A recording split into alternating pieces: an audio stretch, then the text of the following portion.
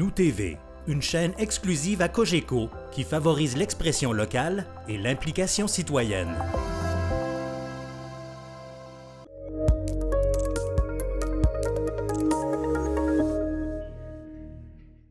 Retour sur la séance du conseil municipal de la ville de Magog du lundi 21 octobre 2024, en compagnie de la mairesse, Mme Nathalie Pelletier. Mme Pelletier, bonjour. Bonjour. Voici votre conseil municipal en bref.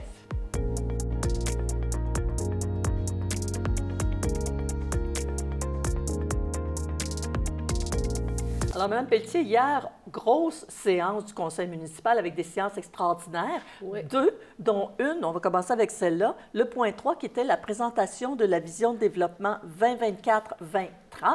Donc, on n'est pas sur 3 ans, on est sur 10 ans, d'Hydro-Magog. C'est une présentation qui a été faite d'ailleurs par le directeur général, M. Damour. Oui. Alors, bon, on peut peut-être revenir sur cette présentation-là parce qu'on parle de vision. Donc, c'est un petit peu vers où on veut amener Hydro-Magog. Oui, c'est ça, complètement. Alors, tu sais, on est chanceux. La ville de Magog est propriétaire. Hein? On crée de l'énergie, on en crée, mais on en redistribue aussi. Donc, c'est quand même quelque chose qui nous rapporte beaucoup. Ça nous rapporte en moyenne, comme en 2023, c'était 7 millions de profits par année qu'on remet pour abaisser le compte de taxes, nous aider aussi avec les opérations et les investissements. On a une valeur d'actifs de 370 millions.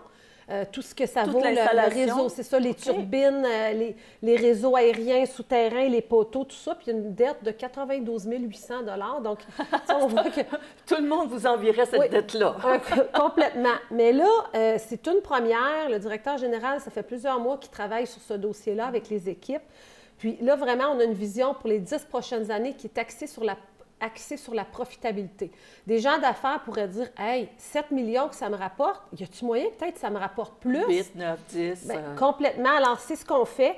Et l'objectif de la vision qui a été déposée hier par le directeur général, c'est de moderniser et d'améliorer les services offerts par la population parce que maintenant, la technologie peut aider à ce que les gens puissent économiser dans leur foyer. Puis actuellement, on ne pouvait pas parce qu'on a des compteurs qui ne sont pas intelligents. Tout ce qui est programme ILO, Hydro-Québec, tout ça, on n'était pas capable de leur offrir. Là, on va pouvoir leur offrir. Alors, c'est pour ça qu'on fait en 3 phases des changements de compteurs qu'on appelle intelligents, mais on s'entend que, au niveau des fréquences, tout ça pour la santé, c'est quand même sécuritaire encore. Ça a été étudié, puis on est dans les derniers à ne pas avoir ce type de compteur. Ça va aider aussi au niveau de l'efficience, parce que quand il y a une panne, vu que c'est pas intelligent, les équipes ne le savent pas, il faut qu'ils voient, puis ils ne savent pas jusqu'où la panne continue. Il faut qu'ils regardent où il y a du courant dans les maisons pour pouvoir réparer. Tu sais, c'est assez plus long, un petit peu dinosaure comme technologie. Là, on passe à autre chose.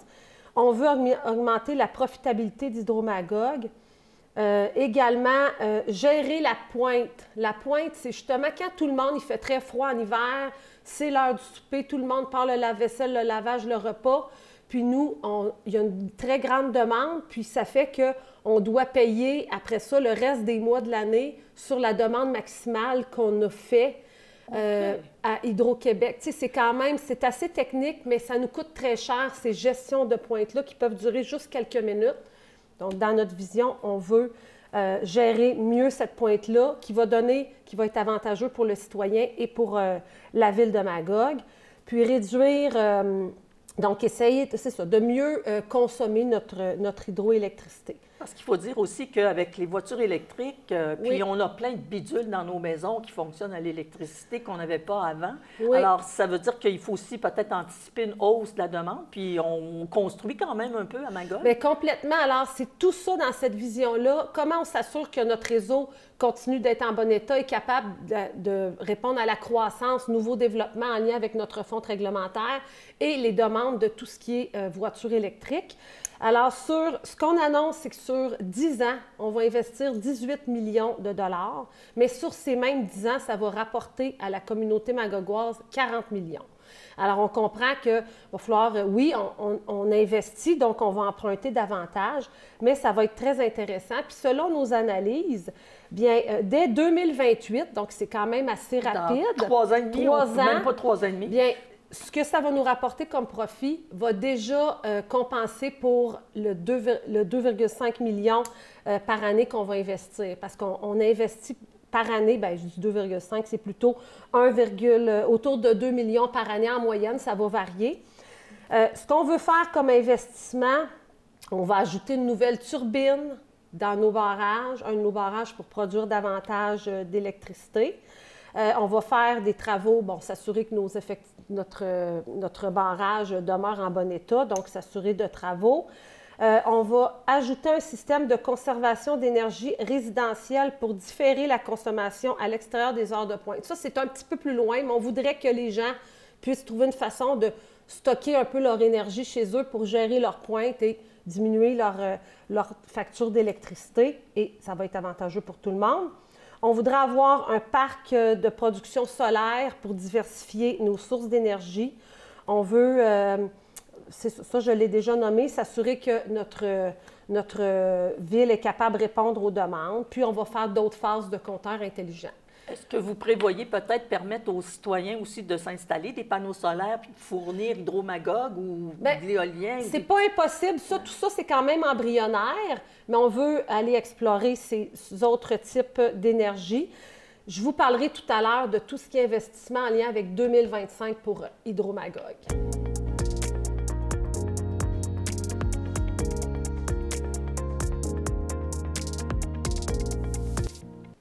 Le point suivant, 4.1, adoption du programme triennal d'immobilisation 2025, 2026, 2027. Ça aussi, c'était en séance extraordinaire, une présentation du conseiller Samuel Côté, qui est aussi responsable du comité des finances. Oui. Alors, il y avait beaucoup de chiffres aussi dans tout ça. Oui. Et bon, bien, on parle d'immobilisation, mais on sait que c'est toujours pour le bien commun. Oui, alors ça, le PTI, ce sont vraiment les grands projets.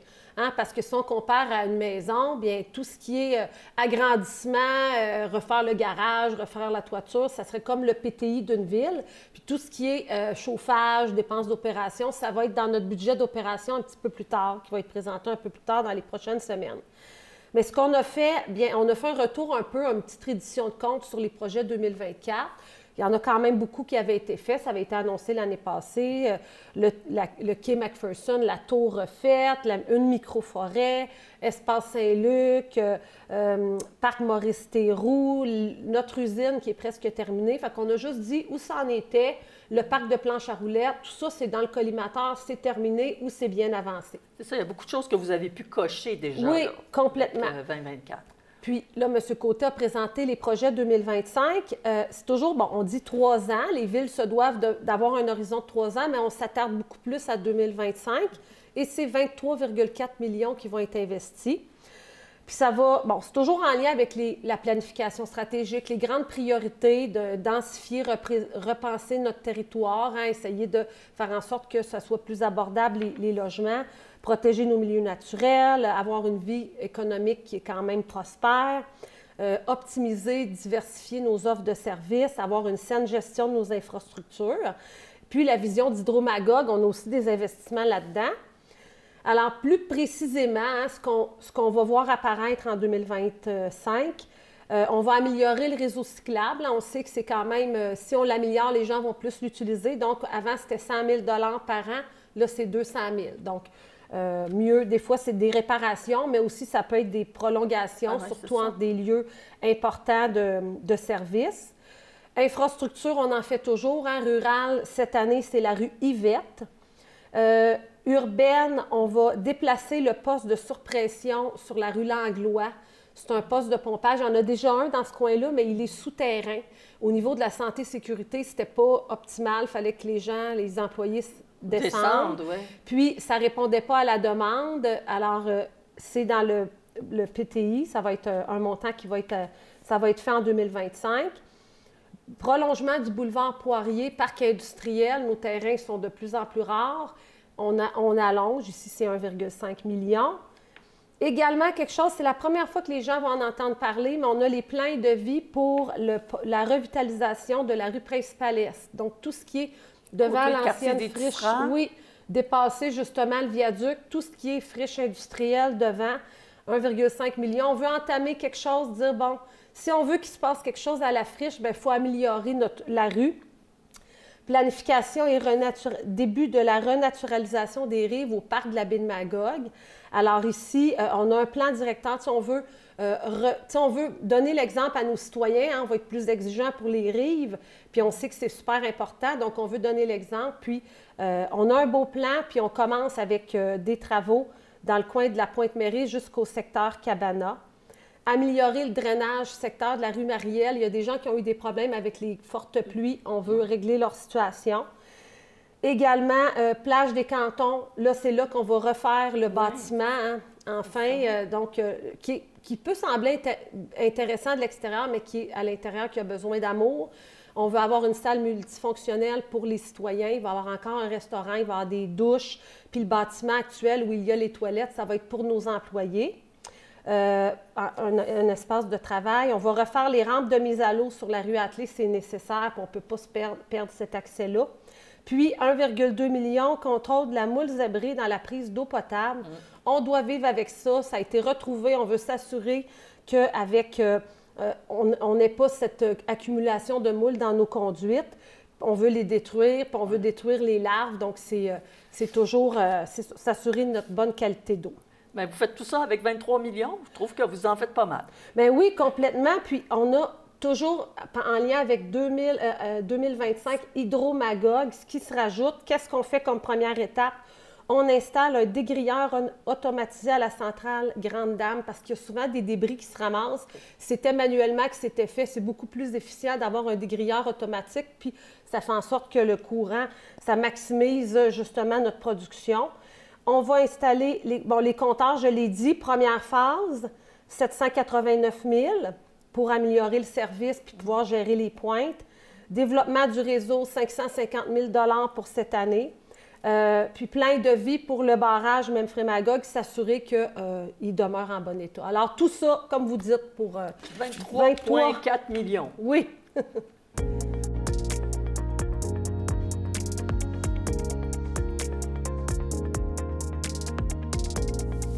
Avant de passer au dernier sujet, il y a l'AMRAC aussi qui va compter dans vos dépenses. Oui, c'est vrai, j'avais oublié de vous le noter que 630 000 qu'on met encore pour les sentiers de l'AMRAC parce qu'on veut s'assurer de garder le lien. Et ils sont important. Surtout très populaires, très fréquentés. Oui. Le 5.1 maintenant, adoption de la politique de gestion de la dette. Alors, est-ce que ça a lien avec toutes vos dépenses que vous nous avez mentionnées? Oui, bien, c'est vraiment attitré à tout ce qui est développement d'Hydro-Magog, la politique de gestion de la dette. On avait un ratio, puis on s'est limité à 7 millions par année. Mais avec ce que j'ai indiqué, 7 millions, c'est nécessaire pour tout ce qui est investissement dans la première partie qui n'était pas en lien avec Hydro-Magog, mais pour pouvoir faire des investissements avec Hydro-Magog, comme on vous a montré, qui rapportent, donc c'est une saine gestion, bien, il faut passer de 7 à 9,5 millions d'emprunts par année sur 10 ans. Alors, on fait juste modifier la politique de gestion de la dette qui était par celle-ci qui attitré à Hydro-Magog, il faut être assuré. Question de faire les choses dans l'ordre. Oui, puis les ratios là, de niveau d'endettement, c'est encore très bon pour la ville de Magog. On a fait la démonstration lors de la séance. Puis là, il y a une dernière chose, de vous sonder les gens cette fois-ci pour savoir s'ils connaissent des arbres remarquables. Alors, si vous en connaissez dans votre coin, bien, vous allez faire un tour sur le site de la ville de Magog, arbre remarquable. Puis, peut-être qu'il est en face de chez vous, peut-être que c'est celui qui vous a vu grandir. Alors, moi, je trouve que c'est intéressant. Oui. C'est en lien avec votre politique de l'arbre. Oui, c'est important les arbres, puis on demande aux gens de nous en parler. C'est ça, exactement. Mais merci, Mme Pelletier. Merci. On se retrouve dans 2 semaines. Merci à nos téléspectateurs d'avoir été là. À bientôt. Un plaisir.